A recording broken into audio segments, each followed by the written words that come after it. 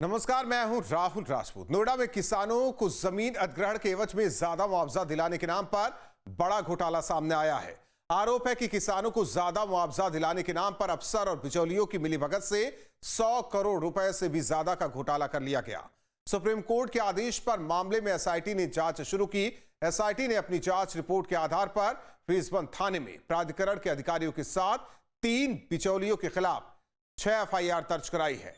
आरोप है कि किसानों के हक का पैसा नेताओं, अधिकारियों और बिचौलियों की गठजोड़ ने कमीशन खोरी और फर्जी खातों के जरिए हड़प लिया।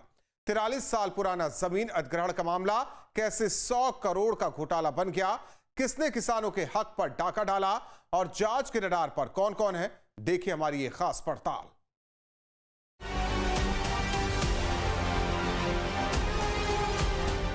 नोएडा देश के सबसे आधुनिक शहरों में शामिल एक शहर, जहां गगनचुंबी इमारतें विकास की कहानी कहती है, लेकिन इसी विकास की नींव में दबी किसानों की जमीन अब एक ऐसे घोटाले का राज खोल रही है जिसने सत्ता, सिस्टम और सियासत पर गंभीर सवाल खड़े कर दिए हैं। आरोप है कि किसानों की जमीन के बदले मिलने वाले मुआवजे को कुछ लोगों ने कमाई का जरिया बना लिया।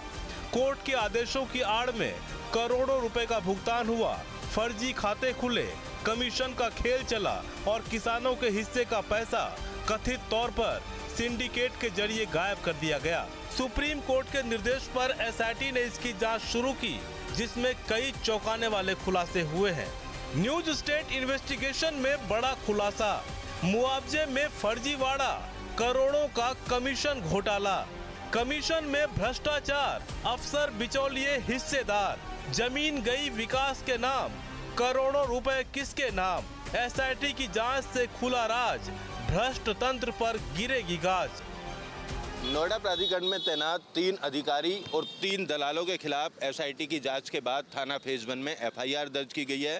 तीनों अधिकारियों के खिलाफ भ्रष्टाचार और आय से अधिक संपत्ति के मामले में एफआईआर दर्ज की गई है। वहीं किसानों और अधिकारियों के बीच की कड़ी रहे 3 लोगों के खिलाफ भी एफआईआर दर्ज की गई है। दरअसल एसआईटी टीम के 4 इंस्पेक्टर ने अलग अलग 6 एफआईआर दर्ज कराई हैं। इस एफआईआर को दर्ज कराने के बाद अब इसकी विवेचना एसीपी स्तर के अधिकारी एसआईटी के द्वारा ही कराई जाएगी। नोएडा पुलिस इस पूरे मामले में जांच नहीं करेगी, इस बात का अनुरोध एसआईटी टीम ने किया है। कहानी शुरू होती है साल 1982 से, जब नोएडा को बसाने के लिए हजारों किसानों की जमीन अधिग्रहित की गई।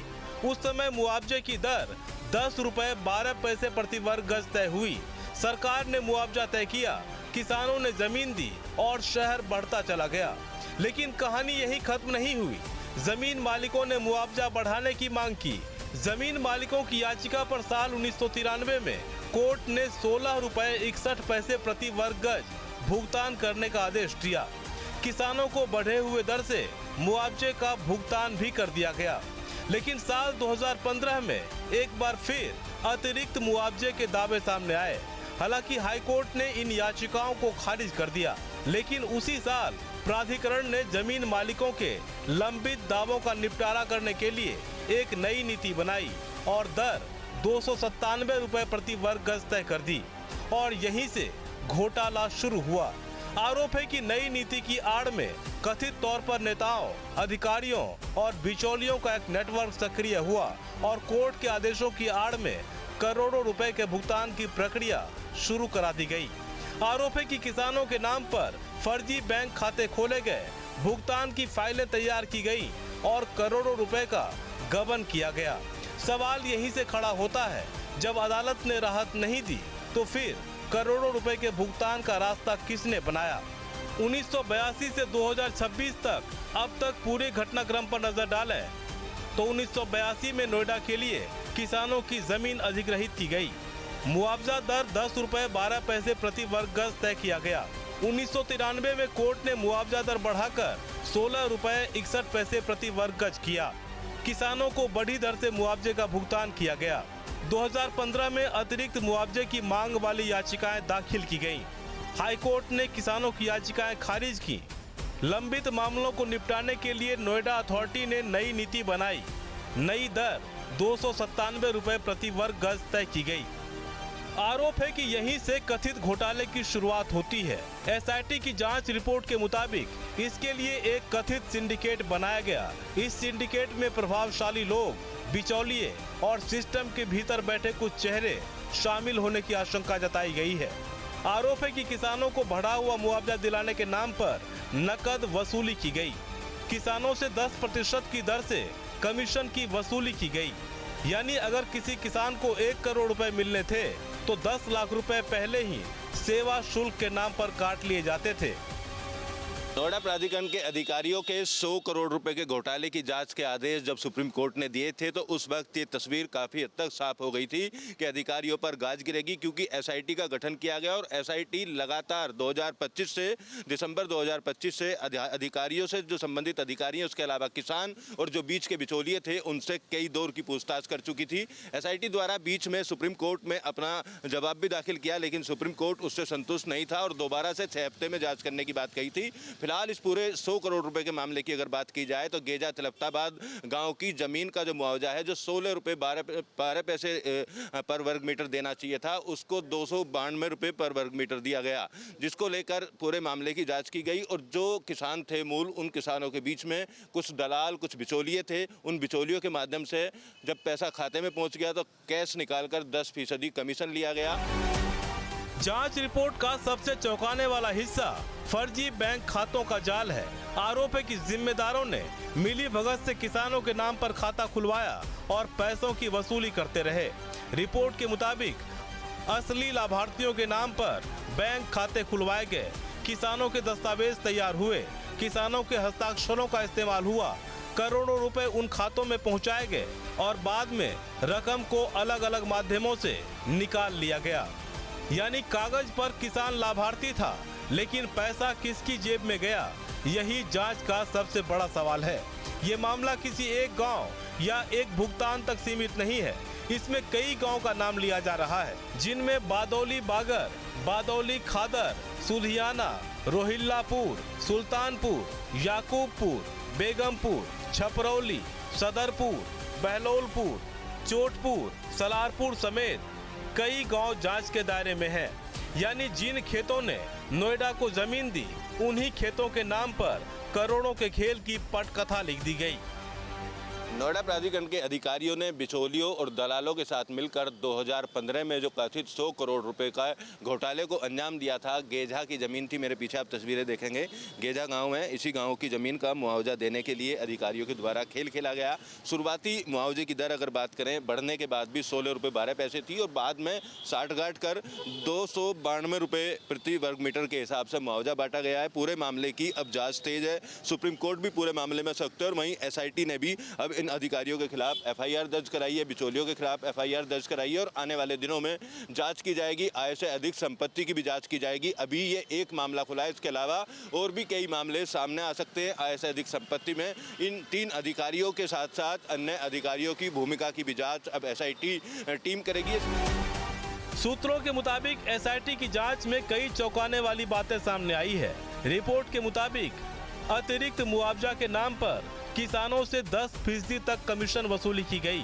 असली लाभार्थियों के नाम पर फर्जी बैंक खाते खुलवाए गए। करोड़ों रुपए की रकम को सिंडिकेट के जरिए ट्रांसफर करने की आशंका, दस्तावेजों में हेरफेर और भुगतान प्रक्रिया में अनियमितता। कई मामलों में लाभार्थियों और बैंक खातों के बीच संदिग्ध कनेक्शन भी मिले हैं। यही वजह है कि जांच एजेंसियां अब वित्तीय लेन देन, बैंक रिकॉर्ड और भुगतान फाइलों की गहन पड़ताल कर रही है, ताकि भ्रष्टाचार की जड़ तक पहुंचा जा सके।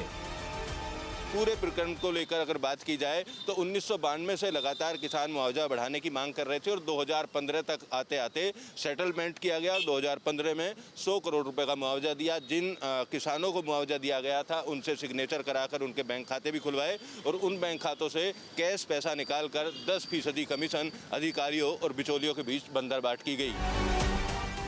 SIT के 4 इंस्पेक्टर ने फेज 1 थाने में 6 अलग अलग FIR दर्ज कराई है। इसमें कई बड़े नाम भी शामिल हैं। जिन नामों का जिक्र है उनमें नोएडा प्राधिकरण के विधि अधिकारी राजेश कुमार, दिनेश कुमार सिंह और वीरेंद्र कुमार नागर, वहीं समाजवादी पार्टी से जुड़े विजेंद्र कुमार त्यागी, राजकुमार त्यागी और राजकुमार के नाम भी एफआईआर में शामिल हैं। पूरे मामले को लेकर एसआईटी के द्वारा अब फेज 1 थाने में एफआईआर भी दर्ज कराई गई है। इस पूरे मामले की जांच एसीपी लेवल के अधिकारी करेंगे, जो एसआईटी द्वारा नियुक्त किए जाएंगे। पूरे मामले की जांच नोएडा पुलिस नहीं करेगी। फिलहाल इस पूरे मामले को लेकर खलबली मची हुई है। जो 3 अधिकारी हैं उन पर गाज गिरनी तय मानी जा रही है। और 2015 में जब मुआवजा बांटा गया तो गुपचुप तरीके से नियमों में बदलाव किया गया। नियमों में बदलाव करने के बाद कोर्ट के आदेश को दरकिनार करते हुए 292 रुपये पर वर्ग मीटर के हिसाब से 100 करोड़ रुपए के आसपास का मुआवजा बांटा गया, जिसको लेकर अब अधिकारियों पर गाज गिरनी तय मानी जा रही है। अब जांच एजेंसियां यह पता लगाने में जुटी है कि इस कथित नेटवर्क में किसकी भूमिका कितनी बड़ी थी। लिहाजा सवाल उठ रहे हैं कि अब जांच की गाज किस पर गिरेगी।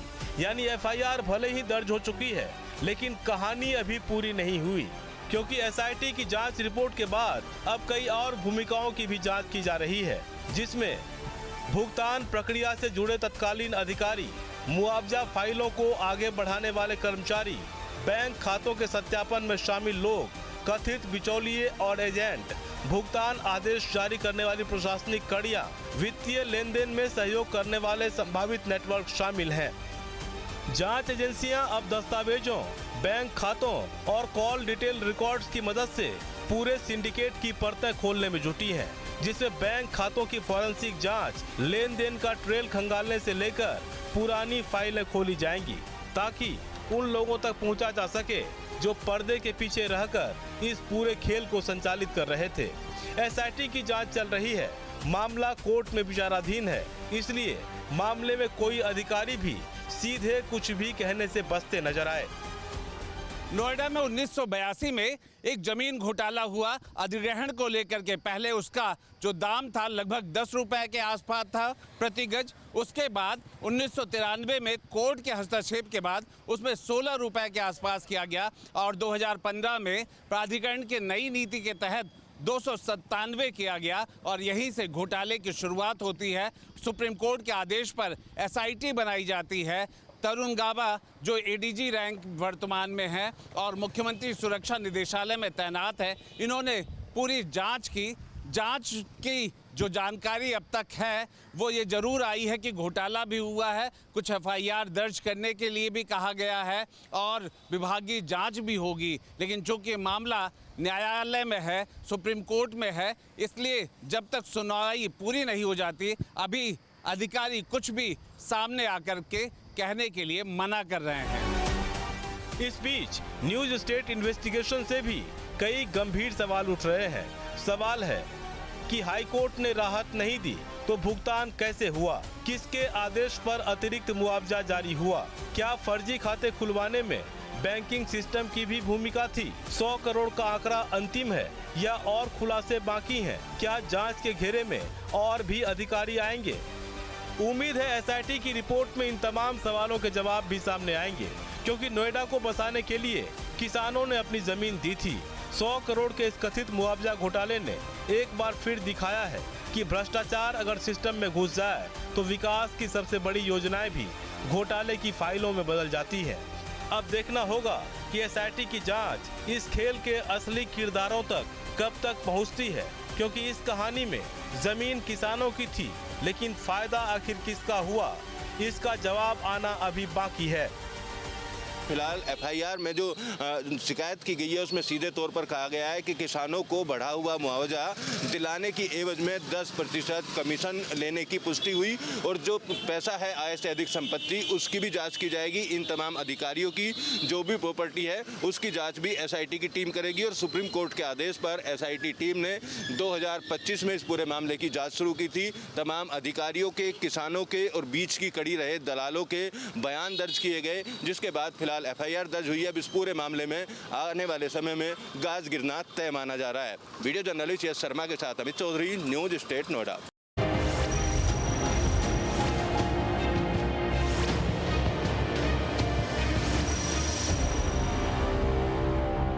आपके मोबाइल पर तुरंत आएगी ब्रेकिंग न्यूज।